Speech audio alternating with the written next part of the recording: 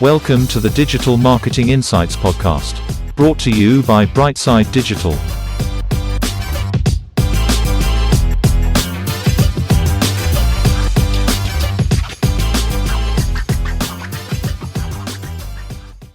Hi everyone, welcome to the show.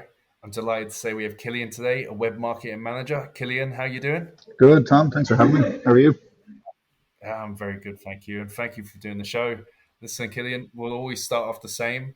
Can you tell our audience a little bit about yourself and your career to date, please? Yeah, so I've been working in kind of digital marketing for about at least 15 years. I'm kind of losing track of years. Started out, I did programming in college and wasn't really that interested. So I dropped out and basically I've been learning this kind of work ever since. I started off in a very small little office in a manufacturing company where I was given quite free rein to look after our marketing and look after our sales. And I remember one day they came in and said they had a copy of Photoshop, it was like CS2 or something. But also with Photoshop at the time came Dreamweaver. So they said, oh look, this says you can build a website with it. So go figure out how to build us a website cheaply, essentially. So that kind of led me down the rabbit hole of I figured out how to build a website in Dreamweaver. We built the website, then realized nobody was coming to the website. So I was like, well, how do we get people to the website? And so that kind of sent me down this career path, and this kind of rabbit hole was one, building websites for people, but then how do you actually get relevant traffic to a website? And that led me down to SEO and paid advertising, and then as I got more experience into more just digital marketing in general and the kind of complexities that come with it. It's not always as simple as, add a bit of content to a page and somebody will come, job done. So that's what's kind of led me to this. I've had various roles over the years. I did a lot of agency work, but I left agencies. I left my own agency recently last year to start working in-house on bigger companies.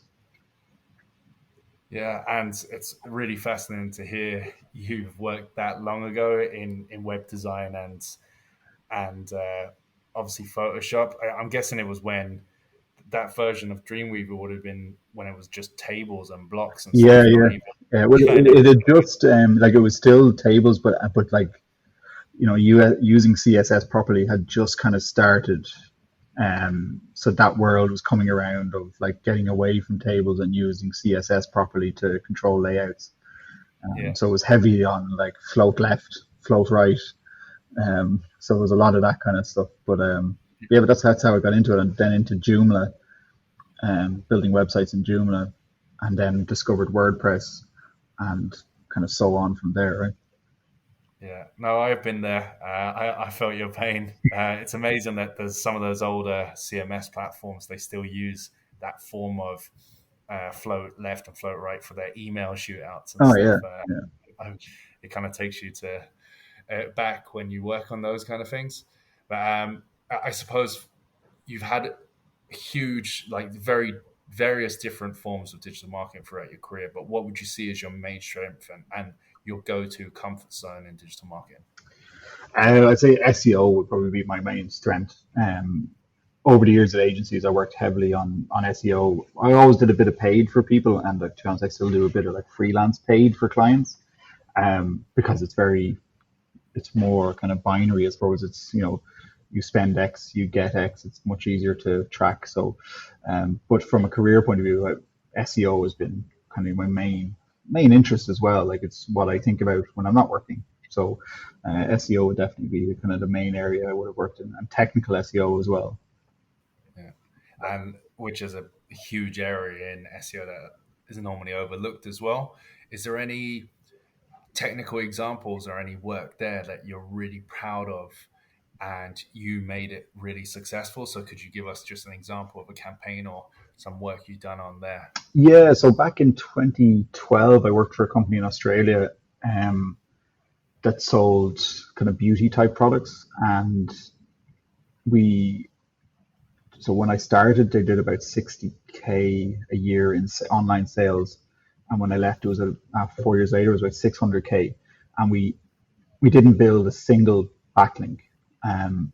the main work I did actually was just the technical structure of the e-commerce website. So what was the title of the page? Was it correct? Like, did it match the intent of somebody searching for that type of product? So from a product page all the way back up to like an e-commerce category page. So say it was like the category was nail polish. Like, was the category named correctly? Was it discoverable by Google? So that, I spent 4 years working on that, like I said, without building a single backlink to the website, but while still growing the business massively, with little or no cost other than obviously paying me internally. So that kind of, from a technical point of view, would have been probably the biggest achievement to date. And I've had similar like that since, through agency world, of just, like little small things stopping a page from being indexable in Google through no fault of people's own. Like, businesses do things sometimes by accident, or they create pages by accident, or they set up a page by accident, or in a way that means Google can't index or can't discover it. And sometimes finding these little problems can make or break, getting traffic to a website, increasing sales. And if it's a very small business, it can change, not to big it up too much, but it can change. Like, if you're working with a very small business, it can kind of change somebody's life. Like, if you're working with like a small company where there's only an owner and a few employees, drastically increasing their sales and leads can have a massive effect on their life and the life of their staff and the amount of people they can hire and the growth of the business. And sometimes it's just something as simple as, well, Google couldn't discover this page, and all of a sudden they can, and it can make a massive change. Yeah, I literally have an example like that right now, where I've brought their search impressions from 3,000 a day up to 25,000. And I think the biggest wins for the site was the technical side of things, because it was built on Vue and it was all Java based. So a lot of it wasn't indexable in Google. So it was identifying how you can index it. So pre-render was the answer, but it's really interesting how technical is overlooked. For anyone that's unfamiliar with technical SEO, could you give us just a little bit of a breakdown of some of the factors that might help your Google and Bing and your organic search algorithms by implementing technical SEO? Yeah, so technical can range from something as simple as, like, is your page indexable by Google? And if it's not indexable by Google, it means it can't rank it and show it in search results. And so that's like the most basic example. But then you get into, especially on e-commerce websites, you get into very complicated aspects such as canonical links and pagination. So, for example, on an e-commerce site, you might have a category about dresses, but then you might have red dresses, and that might just be handled by a filter. Now, a lot of the times these filters aren't indexable by Google on purpose, because it can create, if you think about all of the types of filters you might have on an Amazon product page, for example, or a category page, it turns one URL into thousands, essentially. So there's a lot of work there to be done sometimes about what page do you want Google to index or not. So, like, if red dresses are really important, well, maybe that type of filter should be indexable. Maybe you would want Google to discover the red dresses filter on your website. And then conversely, there might be a turquoise dresses that just nobody cares about, nobody searches for. So maybe you don't let that one be indexable by Google. So that's kind of like a simple example from an e-commerce point of view about, deciding what pages you should allow Google to index or encourage them to index. And e-commerce has that kind of particular challenge where you can all of a sudden get into thousands and millions of URLs really quickly based on variations. So going through and figuring out, well, what do we want to be indexed? What don't we want to be indexed? Can have a really, really big impact on a website. And even on non-e-commerce websites, it can as well. Especially get into the world of WordPress, where people have tags and categories where they just, without knowing, they might allow all this stuff to be indexed, and it just creates maybe confusion from a Google point of view. Pages are too similar, and just kind of removing them, or not even removing, or even telling Google, hey, like, just don't worry about these pages, can help kind of focus Google towards what your website is really about, and kind of increase your relevancy and make sure that you're on topic. Google understands what your website is about, and you're not confusing Google in any way about what your website is about. And that can be achieved from almost like ticks of a switch or flicks of a switch. Like, don't index this page, ignore this, make sure you crawl this one. So that, from a technical SEO point of view, it's at its most basic. It can get very complicated, like you just said, about pre-rendering and JavaScript-based websites, where the process is slightly different for JavaScript-based websites, where it gets crawled and technically there's nothing there yet, and then it renders, and then it crawls again. So that process is a lot more complicated and can be, can take a lot of work to figure out and done right. But as the kind of technology is maturing in terms of like JavaScript based websites or single page applications and these type of front ends, it is getting a little bit easier to figure these things out. A few years ago, it was quite difficult because Google didn't handle JavaScript very well in terms of rendering, but it has gotten better. The technologies that work on these have gotten better, so it is getting a little bit easier. But like I said, you could have, and you do have roles of companies now that are purely just technical SEO, figuring out how to make sure that your product or your website is crawlable, the right page is being crawlable, is there any issues or bottlenecks. And especially on big e-commerce sites, it's almost a must-have now on big e-commerce sites. Yeah, and there's so much opportunity with staying up to date in the technical space. So, Cillian, I'm sure you'd agree.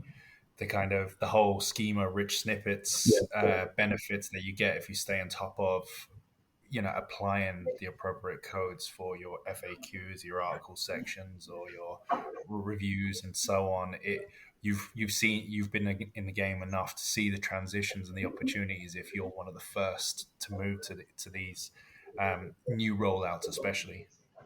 Yeah, absolutely. And even on like in a non-e-commerce space or a kind of almost non-technical, but I remember I worked with a solicitor where all we did was add schema to their product pages, or to let's call them their service pages. So say they had personal injury page or a family law page, we added schema just to detail what the page was about from a schema point of view, but also what it was also known as. So, you might say personal injury is also known as, accident claims. It's also known as X, Y, and Z. So we literally, that's all we did was in the schema, make sure that we were making it clear to Google what the context of this page was about.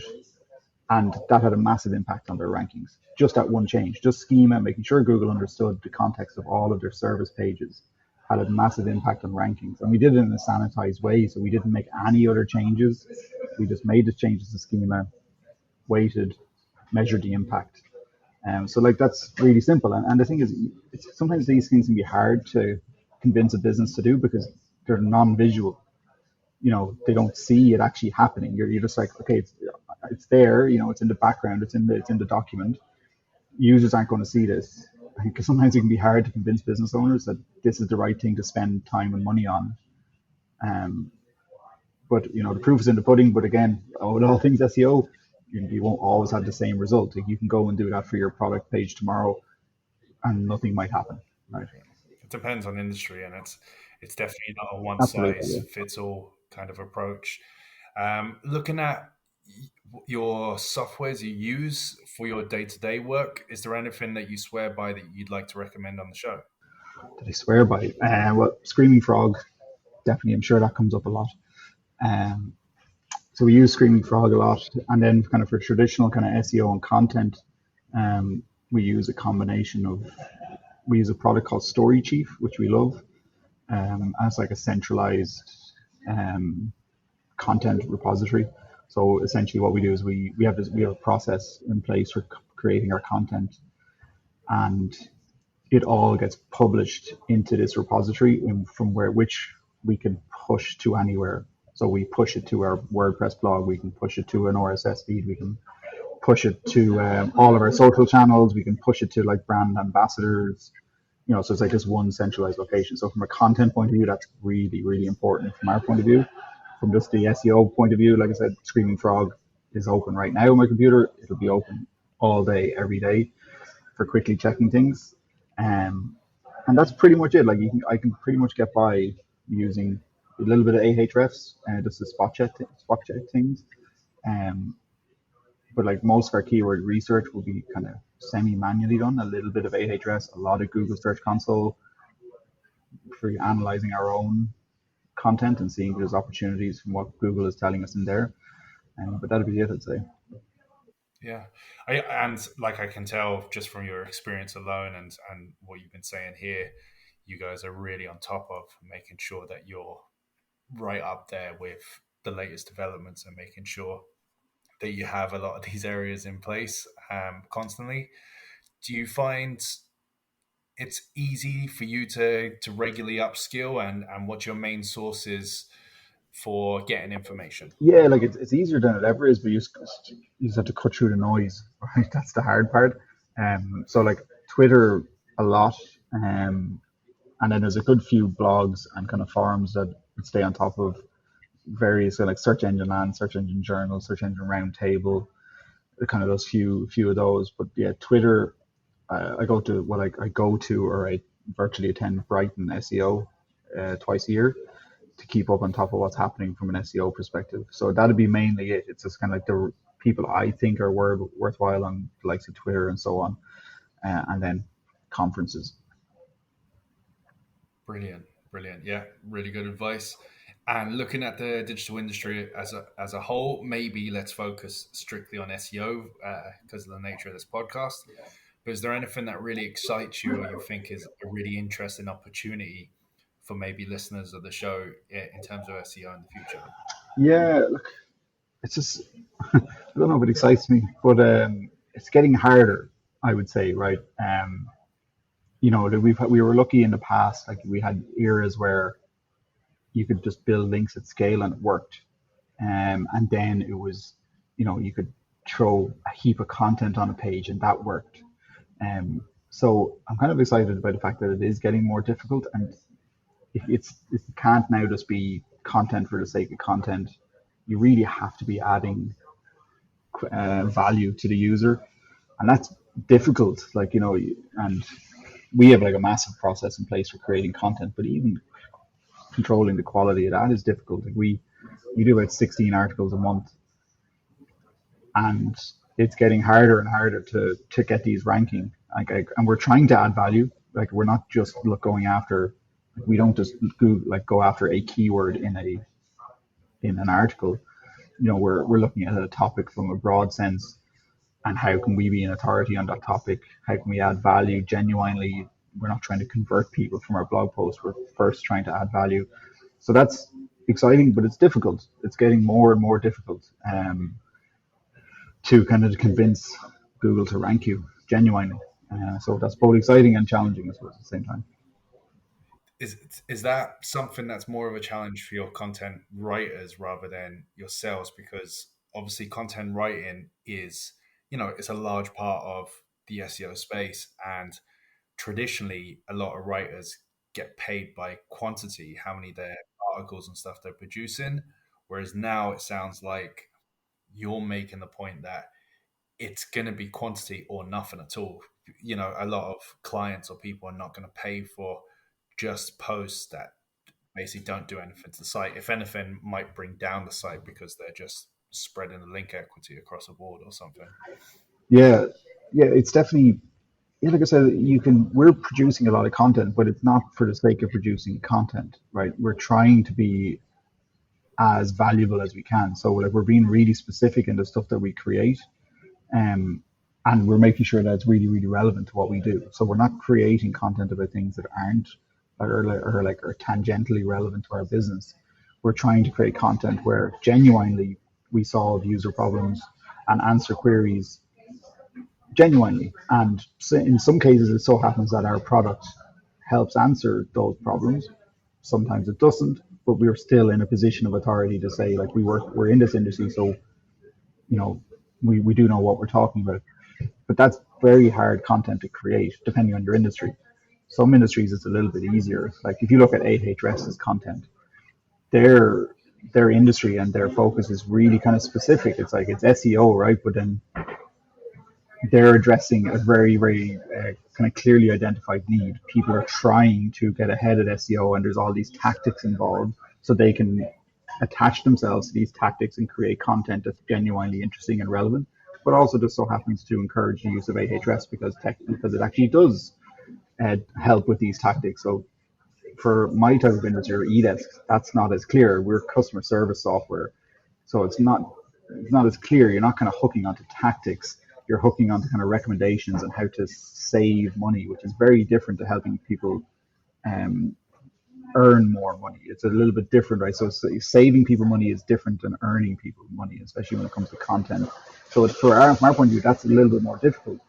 And I think it's getting more difficult for most content creators. And there's a lot of these AI tools out here that help you, produce like content at a massive scale. But Google gets like 3 updates in a month or 2 months or something. So Google is really trying to stay on top of this stuff. So you really have to be clear. You have to do a lot of research to make sure your content's on point, and even then, you mightn't get a win, right? So yeah, it does make it quite difficult. But again, it has to be quality. You have to be genuinely answering queries and genuinely adding value to the user. If you're not, it's just not going to work anymore. Brilliant advice, Cillian. Unfortunately, I'm coming to my last question on the show, which is where we try and understand the people behind the roles a little bit more. If you could bottle up one personality trait that you have yourself that you could pass on to others, what would it be? It would be, I think empathy is hugely important, especially when you're working in teams of people. Like if you can't empathize with people's point of view, people will always then be kind of afraid to be wrong. So you never want to work in a scenario where it's like frowned upon to have a bad suggestion or a bad idea, And so I think empathy is really important so that you can be open to ideas, you can be open to hearing things that challenge what you may think about things. So yeah, I think empathy will be critically important from my point of view. Brilliant, brilliant. That's it. Thank you so much for being interviewed, Cillian. If people want to reach out to you, how can they find you? You can find me on LinkedIn or on Twitter at CillianBC. Brilliant. That's it. Thanks everyone for listening.